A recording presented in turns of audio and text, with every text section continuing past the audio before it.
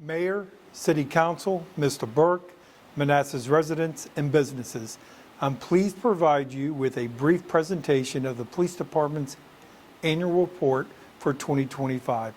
The purpose of this report is to help you better understand crime in Manassas, review organizational changes, and to highlight the good work we do every day to keep the city safe. Internally, it provides the necessary analysis to help the police department focus on goals and objectives, customize unique enforcement programs and initiatives with changing demographics and crime priorities. This presentation will be an overview and not a page-by-page review, but a full copy is posted to our webpage. I will begin with a visual of how our strategic planning is developed in conjunction with the city's overall strategic plan. The budget, staff, and our residents all have input. When developing the strategic plan, I asked 4 questions. Where are we now? Where do we want to be in 1, 3, and 5 years? How will we get there, or the plan? How will we know when we get there? Performance measure. As I mentioned in the opening, there have been significant organizational changes in 2025. A review of the organization was conducted to plan for the future of policing in Manassas. With the onboarding of passenger service at the airport, the continued concerns about traffic safety, and several other components within the department, we created a 4th division, the Special Operations Division. We should be more efficient, and it increases accountability. In addition to the reorganization, the mission, vision, and value statement was updated.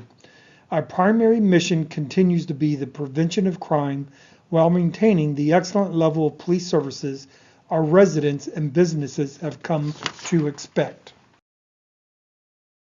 We also added a leadership statement that captures the expected behavior and actions of our leadership.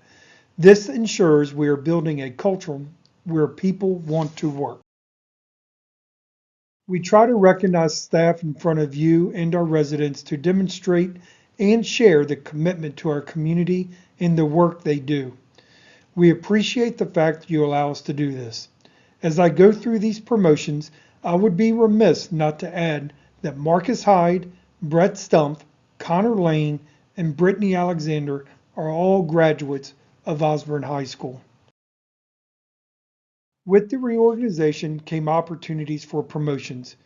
We promoted 3 captains, Marcus Hyde, Gio Barahona, and Andy Brooks. 4 members were promoted to lieutenant, Brett Stumpf, Connor Lane, Greg Daisy, and Jonathan Castelline. 4 members were promoted to sergeant, Shauna Moeller, Patrick Crossey, Anna Brown, and Brittany Alexander. Next, I will go through awards and recognition. We had recruits attend 2 academy sessions this year, 7 in session 152 and 3 in session 153. Captain Brooks graduated from the FBI National Academy Session 296, the premier law enforcement training for leaders. We had numerous officers recognized at the Prince William Chamber of Commerce Valor Award. Master Police Officer Barrett was recognized by the Virginia Association of Chiefs of Police and awarded the Medal of Valor. Master Police Officer Barrett was selected by his peers as Employee of the Year, and Master Police Officer Cloudfelter was selected as Field Training Officer of the Year. We want to congratulate all promotees, graduates, and award winners. We will now move into the statistical data portion of the report. Again, I will only highlight the main portions, and there is more detailed information within the full report published on the website. I want to remind all of our viewers about the new interactive crime mapping, Citizen Connect, that is also available on our webpage. This enables our residents to customize their searches for crime and police service data. Next is our crime table, and as you can see, our crime per 1,000 persons decreased by 15%, going from 21 crimes to 17 crimes per person. Well, this is great news, and I believe we should all celebrate because it is a collaborative effort between government and residents. I want to remind you how quickly these numbers can change. As you can see from this chart, most of our crimes are crimes against property. As an example, larceny. This is a good example of how quickly things can change. A 2-week rash of larcenies, such as catalytic converters, could change these numbers greatly. In this slide, we detail the arrest data. We show it two ways: arrest or persons, and charges are the number of charges placed. As an example, one person may be charged with numerous larceny charges. As you can see, reduced crimes also correlates to decrease in the number of arrests. We will now move on to what we call the quality of life offenses. As you recall, we have dedicated officer that reviews every domestic violence report we take. His analysis determines if there are repeated calls, connects them to resources, and ensures we are following policy. While the number of reports has decreased, the number of arrests has increased. Arrests are made when there are signs of physical violence and ensures the parties involved get in front of the court to mandate services. We also have an officer dedicated to reviewing and analyzing our mental health reports. Similar to the domestic violence officer, he connects our residents to resources and ensures we are following policy. While reports have increased, detention orders have decreased, getting compliance and resources to residents before detention orders are needed. We include parking in the quality of life data because, as you know, parking impacts almost every community in Manassas and can lead to quality of life issues. While there is a 5% decrease in the number of tickets issued, we believe there are two driving factors in that: the parking district changes you have put in place, public service communication about guidelines or rules, and enforcements have resulted in better compliance. We will now move on to traffic data.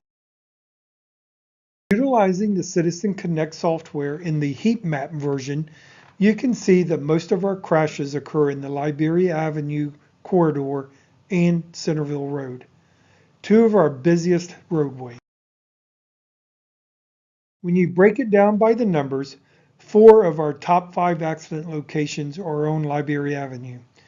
We did have one fatal accident in 2025, and that was at the intersection of Ashton Drive and Godwin Drive.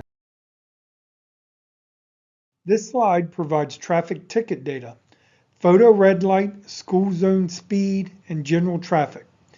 We have added intersections to the photo red light program, and if there is good news in this data, it is that school zone speeding has decreased, meaning we're getting more compliance with posted speeds in school zones.